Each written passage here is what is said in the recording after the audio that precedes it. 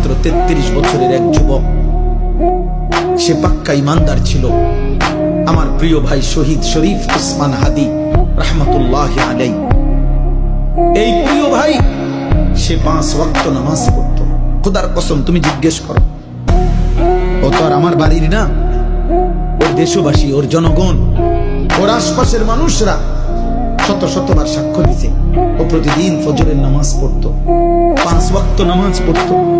যেদিন রবের কাছে চলে গেছে, গুলিবিদ্ধ হইছে, সেই দিন সে শুক্রবার জুমার নামাজ পড়ে এরপরে বের হইছে, তারপরে সে গুলিবিদ্ধ হইছে।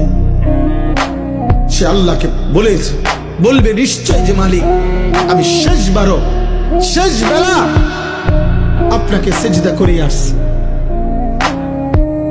কত লক্ষ কোটি হাফেজ, আলেম, মুফতি, মুহাদ্দিস, তালেবে ইলম, পীর, বুজুর্গ, আউলিয়া, হাফেজে কোরআন, সাধারণ মানুষ, ঠেলাওয়ালা, রিকশা, দিন মজুর, কুলিওয়ালা, ট্রাকওয়ালা, বুড়া মানুষ, জওয়ান মানুষ, বাচ্চা মানুষ, সব তার জন্য কাঁদছে। আব্বা বাংলাদেশের ইতিহাসের মানুষ আরেকবার মনে করতে পারছে না যে এত বড় জানাজা, এত মানুষের চোখের পানি এক যুবক, আর কোন যুবক বাংলার ইতিহাসে মানুষের চোখ থেকে পানি ঝরাইছে কিনা, এমন ইতিহাস আর নতুন করে কেউ বলতে পারছে না।